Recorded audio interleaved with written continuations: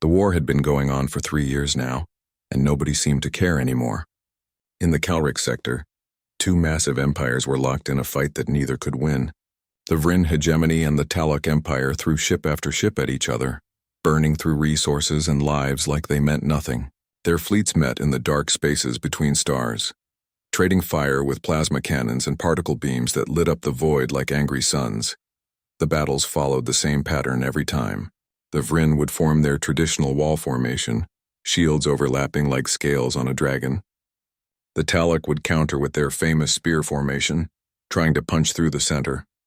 Sometimes the Vryn won, sometimes the Talok won. Most times both sides limped away with half their ships burning and leaking atmosphere into space. Then they would rebuild and do it all again. The colony worlds caught between them suffered the most. Refugee ships fled in every direction, carrying families who had lost everything. Agricultural planets burned. Mining stations went silent. The Galactic Council met again and again, talking in circles while people died. The Vryn said the Talok started it. The Talok said the Vryn were liars. Nothing changed. Humanity watched from the edges of the sector. They had only been part of the galactic community for 80 years, barely long enough to set up a handful of colonies and trading posts. The older races looked at humans the way adults look at children playing with toy spaceships. Cute, maybe useful for basic labor, but certainly not important when real powers were talking. The human colonies near the Calric sector started feeling nervous. The war was spreading. Battles that used to happen deep in contested space were now occurring closer and closer to human territory. Merchant ships reported near misses with stray weapons fire. 3 human freighters had been destroyed by debris fields from alien battles. The Earth government sent diplomats. They tried to talk to both sides, offering to mediate, to help find a peaceful solution. The Vryn ambassador looked at the human delegation like they were insects buzzing around his head. The Talok diplomat actually laughed. What could humans possibly offer? They had no massive dreadnoughts. Their weapons technology was primitive. Their fleets were small. Go home, little humans. This is not your concern. But it became their concern when the diplomatic vessel Olive Branch entered the sector under full peaceful markings. The ship carried Ambassador Chen and her staff of 12. They were heading to a neutral station to make one more attempt at peace talks. The ship's transponder broadcast on all frequencies. They flew slowly, no weapons armed, every light on their hull showing they meant no harm. The Vryn patrol cruiser Glory of the Righteous detected them on long-range sensors. The Vryn captain, exhausted from 3 years of war, jumpy from 2 weeks of combat patrols, saw a small ship in an area where Talok scouts had been operating. He did not wait to confirm the identification. He did not check the transponder carefully. He simply gave the order to fire. The plasma bolt hit the Olive Branch amidships. The small diplomatic vessel had no shields, no armor, no chance. It broke apart in seconds. All 13 humans died instantly, their bodies scattered across the void along with the wreckage of their ship. When the news reached Earth, there was silence first. Then came the anger. Not the hot screaming anger, but the cold kind that makes decisions. The human government convened an emergency session. Military commanders were called in. Intelligence reports were reviewed. Humanity sent a message to both the Vryn hegemony and the Talok Empire. The message was simple and direct. You have 48 hours to cease all hostilities in the Calric sector. You will withdraw to your original borders. You will agree to immediate peace negotiations. If you do not comply, humanity will intervene to end this war by force. The Vryn High Command received the message during their morning briefing. Several commanders actually laughed out loud. The humans? The species that barely had 50 military vessels? They were going to stop a war between empires that fielded thousands of ships each? It was absurd. The Vryn sent back a curt reply, telling humanity to stay out of affairs they did not understand. The Talok response was even more dismissive. Their Supreme Admiral sent a message that was broadcast publicly, making sure other races could see it. He thanked humanity for their concern but suggested they focus on protecting their own small colonies. He made jokes about human ships being so slow they would arrive after the war was already over. His staff officers chuckled appreciatively. 48 hours passed. The war in the Calric sector continued. Another battle erupted near the Tertian asteroid field. Dozens more ships were destroyed on both sides. The Vryn and Talok fleets regrouped, repaired what they could, and prepared for the next engagement. Neither side gave any thought to the human ultimatum. They should have paid attention. In human space, something was moving, something that had been preparing for this moment for longer than anyone realized. Admiral Keiko Nakamura stood on the bridge of the ETS Thunderhead, looking at the holographic display showing her fleet. 200 ships, the largest force humanity had ever assembled, hung in space like silent predators. She looked at her captains on the communication screens. They looked back at her with calm, determined faces. These were men and women who understood what was about to happen. They had trained for this. They had prepared for this. Now it was time. Admiral Nakamura spoke quietly, but her words carried the weight of absolute certainty. The time for talking was over. The time for warnings had passed. Now it was time to show the galaxy what happened when you ignored humanity. Now it was time to end this war, whether the Vryn and Talok wanted it ended or not. The fleet began to move. Luna Station orbited Earth's moon like a steel crown, housing the central command for all human military operations. Inside the main strategic planning room, holographic displays covered every wall, showing ship positions, weapons readiness, and tactical simulations. Admiral Keiko Nakamura stood at the center of it all, her hands clasped behind her back as she studied the data. Around her, the captains of the expeditionary fleet waited. They came from different backgrounds, different nations of old Earth, but they shared one thing in common. They understood that humanity had to be smarter, faster, and more creative than enemies who had been fighting wars in space for thousands of years. The briefing began with Commander Okonkwo explaining what humanity faced. The Vryn hegemony fielded dreadnoughts that were 3 kilometers long, covered in overlapping energy shields that could absorb incredible amounts of punishment. Their plasma cannons could melt through 100 meters of armor plating. The Talok Empire preferred particle beam weapons and used mass tactics, overwhelming enemies with sheer numbers.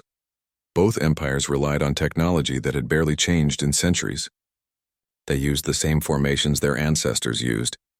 They followed the same tactical doctrines. They built bigger ships with stronger shields and more powerful weapons, but the basic approach remained identical. It was war by tradition, war by textbook, war by committee. Humanity had taken a different path. When humans first reached the stars and saw how other species fought, they looked at their own history. They remembered the lessons from Earth's bloodiest conflicts. Overwhelming firepower applied at the right moment could break an enemy's will to fight. Mobility could defeat armor. Surprise could overcome numbers. Information control could create chaos in even the most disciplined force. Admiral Nakamura began explaining Operation Thunderclap. The name was chosen carefully. Thunder came suddenly with overwhelming force, and then it was over. That was the goal. Not a long campaign. Not months of fighting. One strike, perfectly executed, ending the war before the enemy could mount a proper defense. The technology that made it possible was the skip drive. Most species in the galaxy used hyperspace lanes for faster-than-light travel. These were like roads through space, fixed paths that ships had to follow. Jump into a lane, travel for hours or days, exit at the other end. It was predictable. It was safe. It was slow. Human scientists had developed something different. The skip drive allowed ships to make short-range FTL jumps, popping in and out of normal space in controlled bursts. A ship could jump 15,000 kilometers in an instant, appearing in a completely different location in the blink of an eye. Other species had explored similar concepts but abandoned them as too dangerous, too unpredictable, requiring too much computational power. Humans embraced the danger. They built AIs that could calculate jump coordinates in microseconds. They trained pilots to handle the disorientation. They turned the skip drive into a weapon all by itself. Try shooting a target that disappears and reappears somewhere else every 30 seconds. Then there were the railguns. While other species focused on energy weapons, humans went back to basics. Accelerate a solid projectile to a significant fraction of light speed, and let physics do the rest. A tungsten rod weighing 10 kilograms moving at 30% of light speed carried more destructive energy than most alien weapons, and energy shields, designed to deflect plasma and particle beams, did almost nothing against solid matter moving that fast. The missile technology was equally important. Human ships carried thousands of smart missiles, each one guided by its own AI, capable of independent targeting and evasive maneuvers. Alien point defense systems were built to shoot down large, slow-moving torpedoes. They were not ready for swarms of small, fast-dodging missiles that could coordinate with each other. But the real advantage was in electronic warfare. Humanity had spent decades developing cyber warfare capabilities, born from Earth's internet age and the constant digital conflicts that came with it. Human ships could jam communications, spoof sensors, create false targets, and even infiltrate enemy networks. In the information age, controlling what the enemy saw and heard was just as important as controlling the battlefield itself. Commander Zhao, the fleet's chief tactical officer, walked the captains through the battle plan. The expeditionary fleet would jump into the Calric sector at maximum dispersal. Instead of forming traditional battle groups, the ships would spread across a massive volume of space. This would prevent the enemy from targeting them effectively and would create confusion about the fleet's actual size and composition. Immediately upon arrival, all ships would activate their electronic warfare suites, full jamming across all frequencies, sensor spoofing to create hundreds of false contacts, drone deployment to add to the confusion. The enemy would see what looked like thousands of ships when there were only 200. The human fleet would then accelerate to combat speeds that no dreadnought could match. Human ships were smaller, more maneuverable, built for speed rather than absorbing damage. They would close to optimal firing range while the enemy was still trying to figure out what was happening. When the order to fire came, every ship would unleash everything at once. Railguns firing at near light speed, missile swarms filling space, drone fighters engaging at close range. The goal was not to slowly whittle down the enemy's shields. The goal was to overwhelm every defense simultaneously, to hit so hard and so fast that there was no time to recover, no time to adapt, no time to coordinate a response. Admiral Nakamura looked at each captain as she spoke. This was not going to be a fair fight. Humanity did not have the luxury of fighting fair. They were outnumbered and outgunned by traditional measures, but they had advantages the enemy did not expect and tactics the enemy had never seen. The Vryn and Talak had been fighting each other for 3 years, locked in their traditional patterns. They would expect more of the same. They would be wrong. A captain from one of the destroyer wings asked about rules of engagement. Nakamura's answer was clear. Disable enemy ships when possible, target weapons and propulsion systems, but if a ship proved too dangerous, if it threatened human lives, do not hesitate. The goal was to end this war quickly, to save lives in the long run by applying overwhelming force now. Another captain asked about the aftermath. What would happen after the battle? Nakamura smiled slightly. After the battle, humanity would do what they always tried to do. Help. Rescue survivors. Provide medical aid. Show the galaxy that humans could fight like demons when necessary, but that they preferred peace. Sometimes the best way to achieve peace was to prove you could win the war so completely that continuing it became pointless. The briefing ended. The captains returned to their ships. Throughout the fleet, final preparations began. Weapons were armed. Skip drives were calibrated. Electronic warfare systems went through final checks. Marines and damage control teams reviewed their procedures. Medical bays prepared for casualties, hoping they would not be needed. Admiral Nakamura stood alone on the bridge of the Thunderhead, looking at the stars through the main viewport. In a few hours, everything would change. Either humanity would prove itself as a force to be respected in the galaxy, or they would be destroyed by empires that had been fighting wars since before humans learned to write. She thought about Ambassador Chen and the 12 people who died on the Olive Branch. She thought about the countless civilians caught in the crossfire of a pointless war. She thought about the human colonies at risk if this conflict continued to spread. The weight of command settled on her shoulders, familiar and heavy. She gave the order. The fleet began their jump calculations. It was time to end this. The Calric sector was quiet in the way that battlefields become quiet between fights. Debris from previous engagements drifted through space, pieces of ships that once held living crews. The Vryn fleet held position near the Tertian asteroid field, their massive dreadnoughts arranged in the defensive formation they had used for centuries. Shields at maximum, weapons charged, sensors sweeping space for any sign of enemy movement. 300 kilometers away, the Talak fleet mirrored their positions. Smaller ships, more numerous, arranged in their own traditional patterns. Both fleets had fought each other to exhaustion again 2 days ago. Now they were rebuilding strength, preparing for the next round. It was almost routine at this point. On the bridge of the Vryn flagship Eternal Dominance, Fleet Commander Tharn studied the tactical displays with tired eyes. 3 years of this war had aged him. He could remember when it started, when both sides were confident and eager.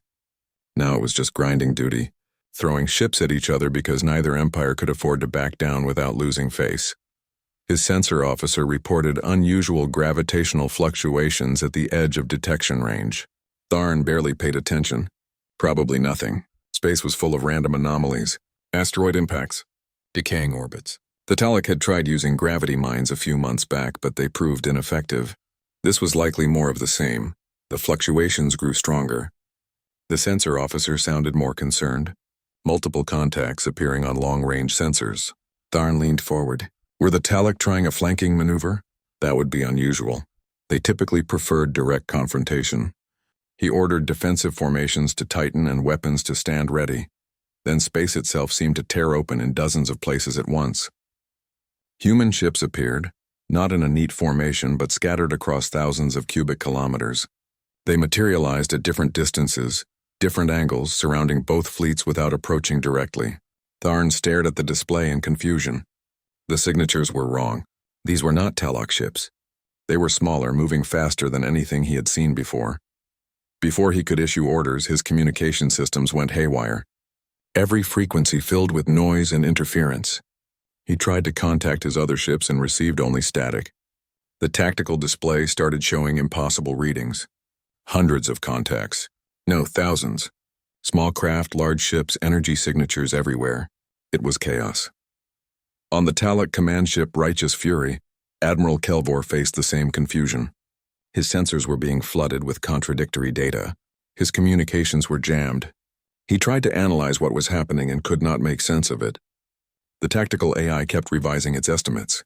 200 enemy contacts, 500, 1,000.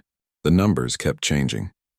He attempted to contact the Vryn to propose a temporary truce against this new threat. The message never transmitted. His communication officer reported that something was actively blocking all outgoing signals. They were blind and deaf, unable to coordinate even with their own ships more than a few hundred kilometers away. Both fleet commanders made the same realization at almost the same moment. This was humanity. The species they had dismissed as primitive was somehow surrounding both fleets with technology that should not exist. But that was impossible. Human ships were slow. Human weapons were weak.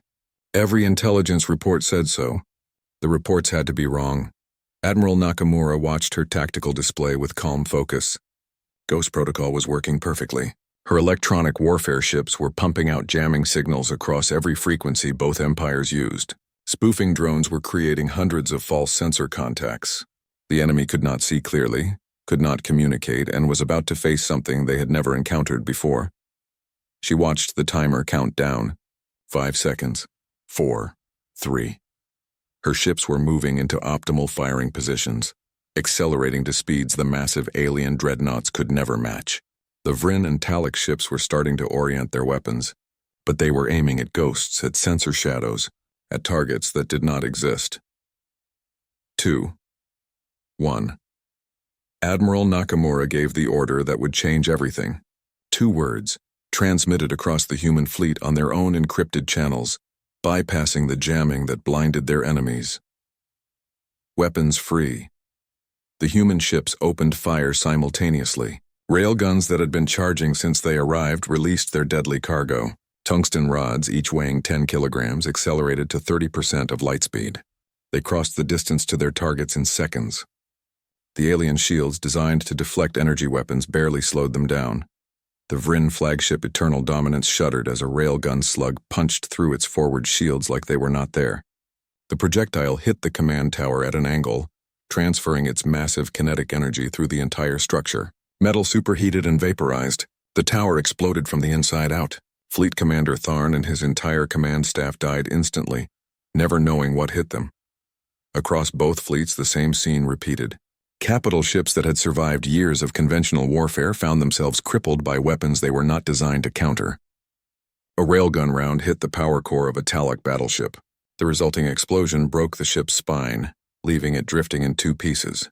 Another Vryn dreadnought lost all forward sections, its shields unable to stop solid matter moving at relativistic speeds. Then came the missiles. Thousands of them, launched from human destroyers and frigates. They did not fly in straight lines like traditional torpedoes. They jinked and weaved, their individual AIs calculating optimal approach vectors.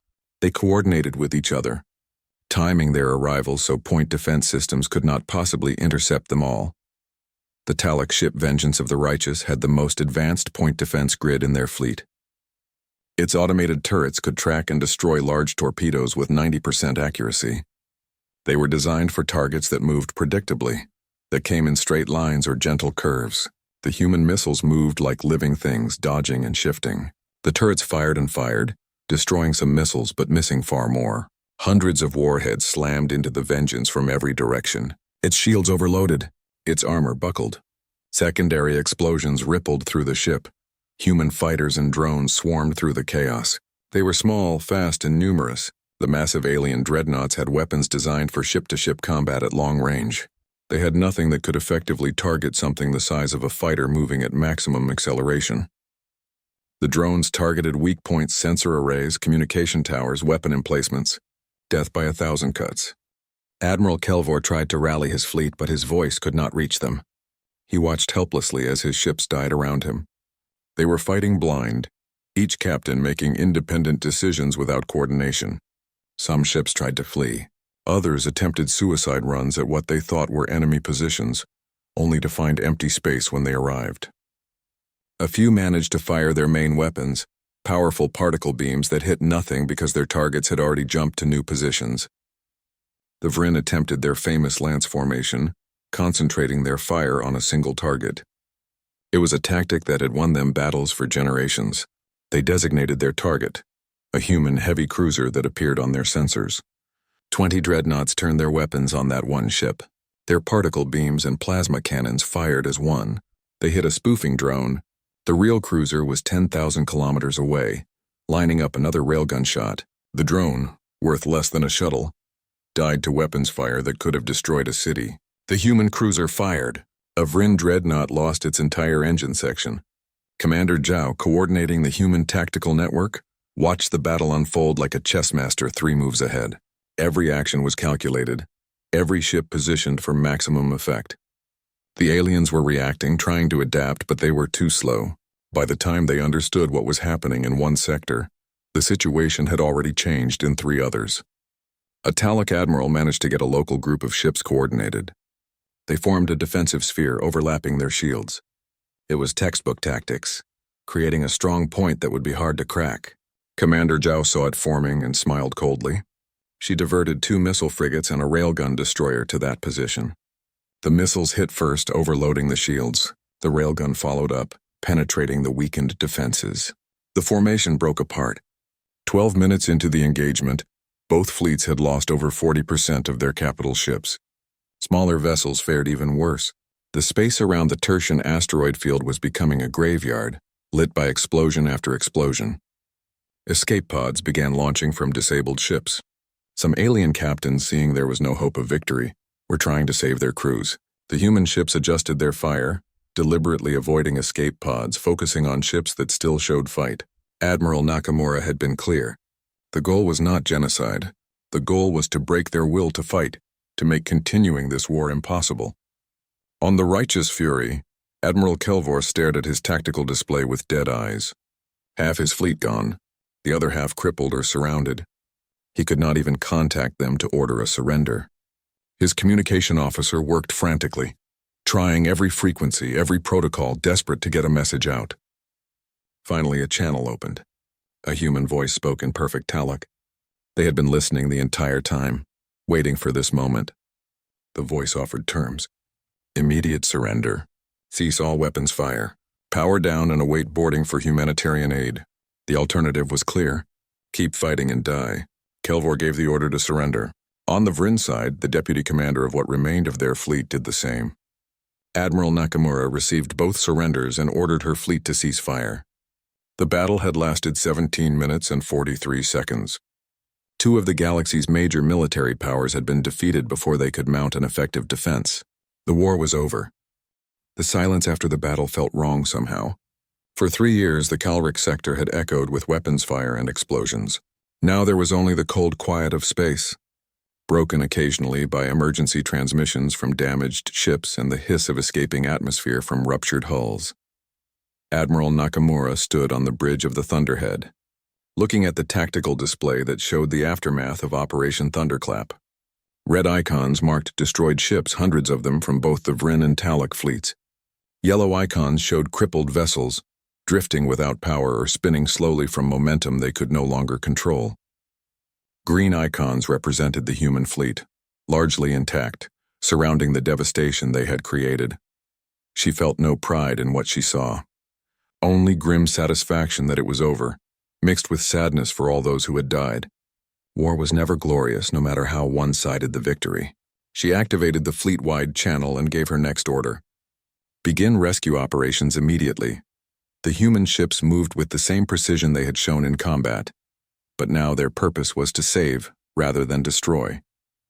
Medical frigates approached the largest concentrations of escape pods, their bays opening to receive survivors. Combat engineers suited up and prepared to board crippled ships, searching for anyone still alive in the wreckage. Lieutenant Sarah Chen, no relation to the ambassador who had died, led a rescue team to a Vryn destroyer that had lost half its hull to a railgun strike. The section that remained was leaking air from a dozen breaches. Her suit sensors detected life signs in what remained of the crew quarters. She and her team cut through twisted metal, racing against time. They found 17 Vryn sailors trapped behind a collapsed bulkhead, their emergency oxygen running low. The Vryn stared at the humans in their bulky rescue suits with a mixture of fear and confusion. These were the warriors who had destroyed their fleet minutes ago. Now they were offering help, pulling them to safety, carrying the wounded on emergency stretchers. One young Vryn officer asked why. "Why save the people you just defeated?" Chen replied through her translator unit, while she worked to stabilize an injured Vryn with a severe head wound, "Because the war is over and you are no longer enemies. Just people who need help." The Vryn officer did not understand, but he stopped resisting and let the humans evacuate his crew. Similar scenes played out across dozens of ships. Human medical teams worked side by side with what remained of the alien medical staff, sharing equipment and knowledge. It did not matter that an hour ago they were shooting at each other. Now there were only the injured who needed care, and the doctors who could provide it. On the Talak command ship Righteous Fury, Admiral Kelvor sat in his damaged command chair and watched human Marines secure his bridge. They moved professionally, weapons ready but not aimed. Their commander, a major with gray in her hair and scars on her face, approached and saluted with respect. She informed Kelvor that medical teams were en route to help with his wounded. He would be treated as a prisoner of war under the Geneva Conventions, whatever those were. She explained them briefly. Rules for how prisoners should be treated, rights they retained even in defeat, food, water, medical care, protection from harm. Kelvor listened in disbelief. His own people would have executed defeated enemies or enslaved them. The Vryn would have done worse. A human medic arrived and insisted on looking at a burn on Kelvor's arm that he had not even noticed. The medic treated it with efficient care, speaking softly, apologizing when something hurt. Kelvor found himself laughing, which startled the humans. He explained that his fleet had been destroyed in less than 20 minutes, and now his conquerors were apologizing for causing him minor discomfort. What strange creatures these humans were. Across the galaxy, news of the battle spread faster than light speed. The Galactic Council convened an emergency session. Intelligence agencies scrambled to understand what had happened. How had humanity, dismissed as technologically inferior, achieved such a complete victory? The Vryn and Talak governments demanded answers from their surviving officers. Emergency communication networks were established, bypassing the still active human jamming. The reports that came back were consistent and disturbing. The humans had not used unknown superweapons. They had simply used speed, precision, and tactics that no one had prepared for. A Vryn intelligence analyst reviewed the battle data that had been recovered. The human ships never stayed still long enough to target effectively. Their electronic warfare had created so much confusion that coordinated defense became impossible. Their weapons bypassed shields that had protected ships for centuries. The analysis concluded with a disturbing statement. Humanity had studied warfare as if it were a science, constantly evolving. while the established powers had treated it as a tradition, unchanging and predictable. The Talic High Command faced similar realizations. They had built their entire military doctrine on assumptions that no longer held. They had assumed all species would fight the same way. They had assumed size and numbers would always triumph. They had assumed their experience would overcome any advantage a younger species might have. They had been wrong on every count. Within 48 hours of the battle, both empires requested formal peace negotiations with human mediators. They had little choice. Their fleets in the Calric sector were destroyed or captured. Rebuilding would take years. And hanging over everything was the knowledge that if they tried to continue the war, humanity would simply do it again. The negotiations took place aboard Luna Station, carefully chosen neutral ground. The Vryn and Talic delegates arrived expecting harsh terms, expecting to be humiliated by their defeat. Instead, Admiral Nakamura presented them with a simple framework. Both sides would withdraw to their original borders. All contested colonies would become independent neutral zones. Prisoners would be exchanged. Both empires would pay reparations not to humanity, but to the colonies that had suffered during their war. The Talic delegate objected. These terms were too generous. Why was humanity not demanding territory or tribute? Nakamura replied calmly. Because humanity wanted peace, not an empire. They had no desire to conquer either civilization or to profit from their conflict. The goal had always been to end the war and prevent it from spreading further. The Vryn delegate asked the question that everyone wanted answered. How had humanity achieved such a victory? What technology had they used that was so far beyond what anyone expected? Nakamura smiled slightly and explained. Humanity had not invented anything miraculous.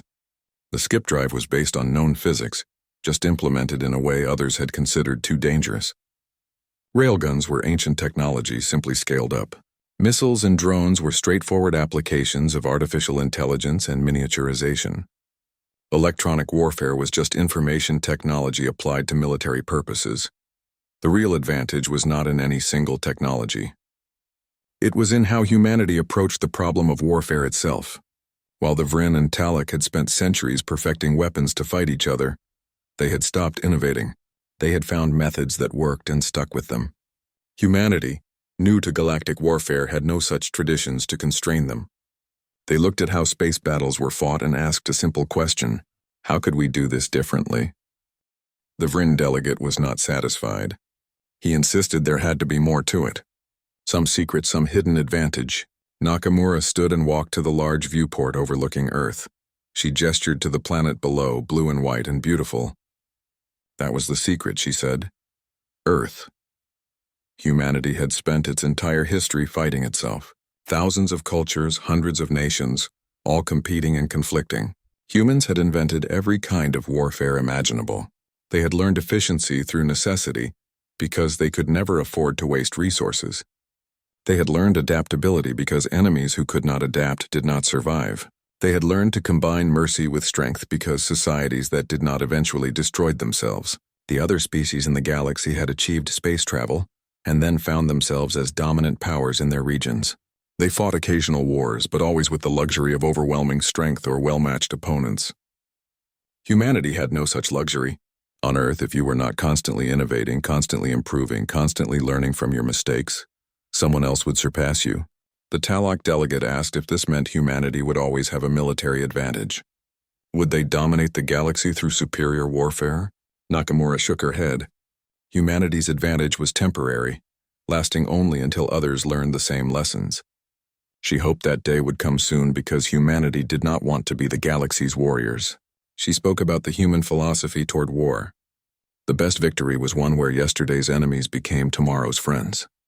The goal of any war should be to create a peace that lasted. That meant not humiliating the defeated or taking revenge, but showing them a better path forward. The Vryn and Talic had the chance now to build something better than what they had before. The negotiations concluded with both empires agreeing to the terms. As the delegates prepared to depart, Admiral Kelvor approached Nakamura privately. He admitted that he still did not fully understand humanity or their motivations. They had won completely but demanded almost nothing. They had shown mercy to those who had dismissed them as irrelevant. He asked what humanity truly wanted. Nakamura replied simply, "The same thing any decent people wanted. To live in peace, to trade freely, to explore the universe, and to help others when possible. They had fought because it was necessary, because people had died and more would die if the war continued. But fighting was not what defined humanity.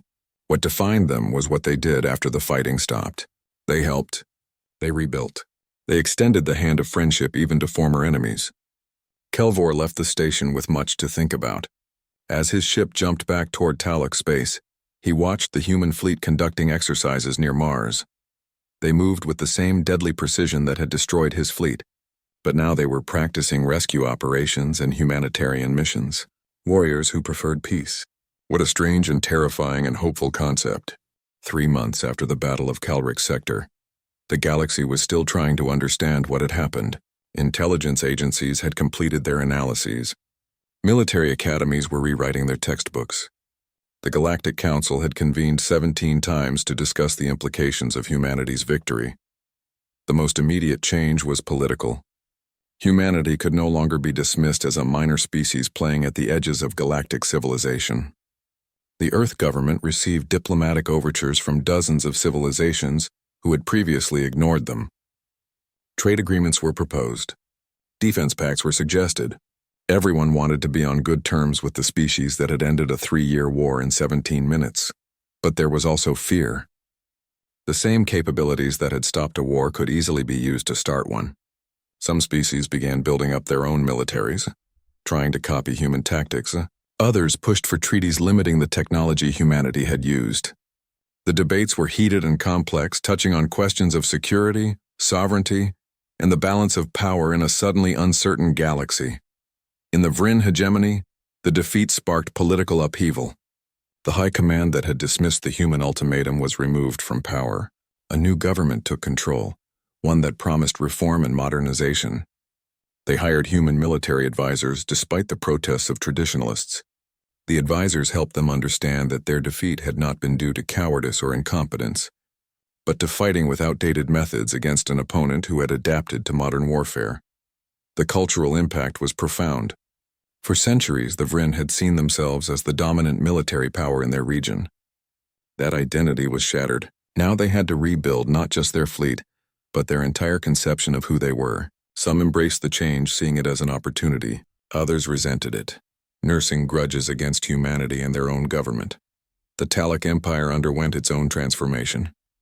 Their Supreme Admiral had resigned in disgrace. The new military leadership was younger, more open to new ideas. They studied the battle extensively, running simulations and analysis. What impressed them most was not the human weapons, but the human philosophy. War was not about glory or honor. It was about achieving objectives as efficiently as possible. Once the war was won, you helped your enemy rebuild so they would never want to fight you again. The refugee colonies that had suffered most during the war received help from an unexpected source. Human aid ships arrived carrying food, medical supplies, and building materials. Human engineers helped rebuild damaged infrastructure. Human mediators helped sort out the complex questions of governance and territorial claims, now that both empires had withdrawn. On one such colony, a farming world called Tertius Prime, a young Vrin named Kale worked alongside human volunteers to rebuild irrigation systems that had been destroyed in the fighting. He had lost his parents when a stray weapons blast hit their settlement. He had every reason to hate the species that fought wars in space above his world, but the humans who had come to help were not warriors. They were farmers and engineers, teachers and doctors. They worked hard, shared their meals, and taught him about Earth. Kale asked one of the volunteers why humanity cared about Tertius Prime. It was not their world. The colonists were Vrin, technically enemies just a few months ago. The volunteer, an older woman named Maria, sat with him during a break and explained. She had fought in Earth's last major conflict decades ago. She had seen what war did to innocent people. She had made a promise to herself that if she survived, she would spend the rest of her life helping people put their lives back together. It did not matter what species they were or which side they had been on. This conversation was repeated across dozens of worlds. Slowly, attitudes began to shift. Humanity was not the threatening conqueror that some feared.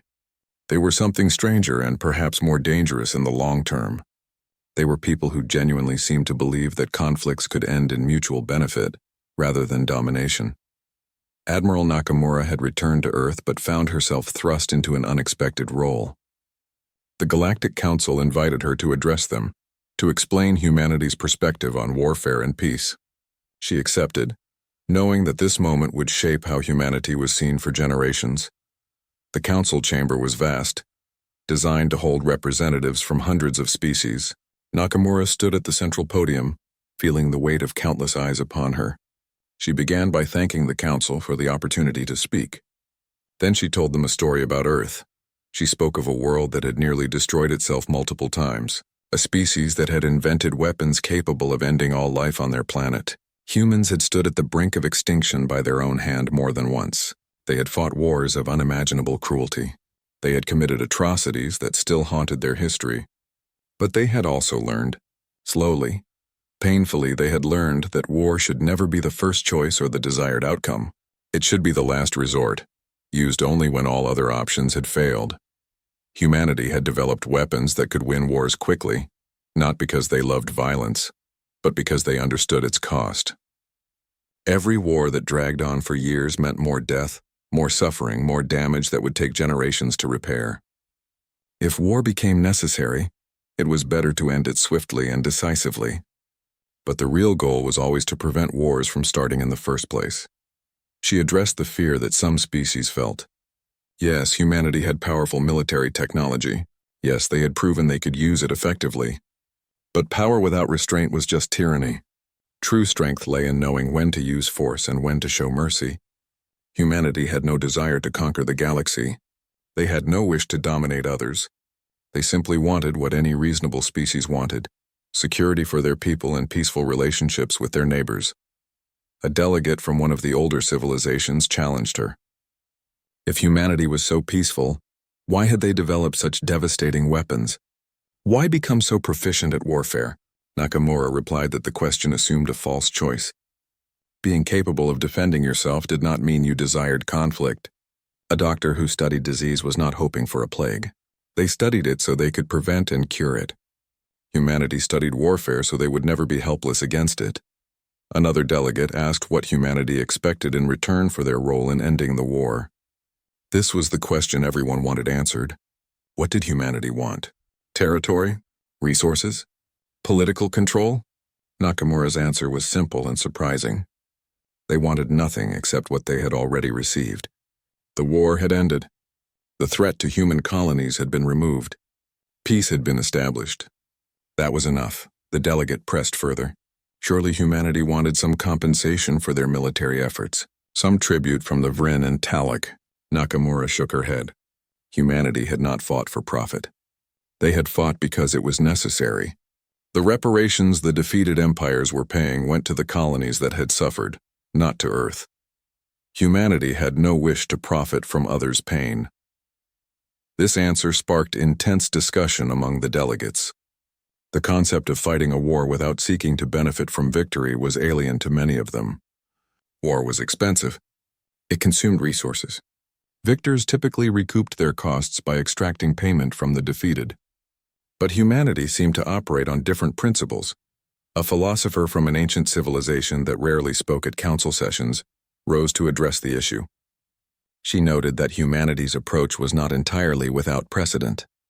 Some of the oldest civilizations had evolved beyond conquest and exploitation, though it had taken them millennia. Humanity appeared to have reached a similar philosophy in a much shorter time. Perhaps, she suggested, this was because they had compressed the entire brutal learning process into their single-planet history. They had learned in centuries what others took thousands of years to understand. The council session ended without any formal resolutions, but the conversation it sparked continued for months. Human philosophy and human methods became subjects of intense study. Military schools analyzed their tactics. Diplomatic academies studied their negotiation approaches. Sociologists tried to understand how such a fractious, violent species had developed such strong principles about peace. Back on Earth, life continued in ways that would have surprised the galactic observers. Admiral Nakamura visited the memorial wall in Geneva, where Ambassador Chen's name had been added alongside millions of others who had died in humanity's conflicts. She placed a small flower at the base of the wall, a tradition humans had maintained for centuries. A young reporter approached her. asking for an interview about the battle and humanity's new role in the galaxy.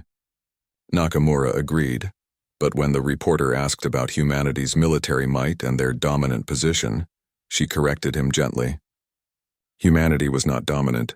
They had won one battle through circumstances that could not be repeated. Other species were already adapting, learning, improving their own methods. In 10 years, 20 years, humanity's tactical advantage would be gone. The reporter asked if that worried her. Nakamura smiled. It gave her hope.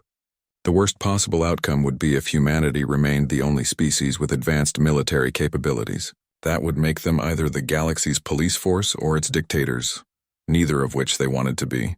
The best outcome was for all species to become so capable that war became pointless because everyone knew it would be too costly. Then real peace might be possible. She spoke about her hopes for the future. Human children growing up knowing dozens of alien species as friends and colleagues, trade flourishing across hundreds of worlds, scientific cooperation solving problems no single species could tackle alone, cultural exchange enriching everyone, and wars becoming rare, brief when they did occur, always followed by genuine reconciliation. In the Calrix sector where the battle had taken place, a memorial station was being built. It would honor those who died on all sides. Human workers built it alongside Vryn and Talic volunteers. The design incorporated elements from all three cultures. It would serve as a reminder of the cost of war and the value of peace. Admiral Kelvor attended the dedication ceremony, invited as a representative of the Talic Empire. He stood beside Nakamura, both of them in formal uniforms, looking out at the field of debris that was slowly being cleared. He admitted to her that he had underestimated humanity. They had seemed weak, but they were perhaps the strongest species he had encountered because their strength did not require constant demonstration. Nakamura thanked him for coming. She knew it was not easy for him to stand here, at the sight of his defeat. But that was what peace required. The willingness to face uncomfortable truths and move forward anyway.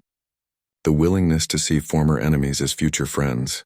The willingness to believe that people could change, that civilizations could learn, that tomorrow could be better than yesterday. As the ceremony concluded and the various delegations prepared to depart, a small Vryn child approached Nakamura.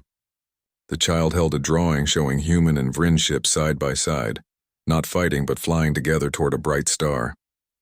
The child said nothing, just handed her the picture and ran back to their parent. Nakamura looked at the simple drawing and felt something tighten in her chest. This was why they fought. This was what made it worthwhile. The chance that the next generation would not know war as their parents had. She kept that drawing on her desk for the rest of her life. It reminded her that wars were fought with weapons and strategy, but peace was built with compassion and hope. Humanity had shown the galaxy what they could do in battle. Now they had the chance to show what they could build in peace. That was the real test and the one that truly mattered.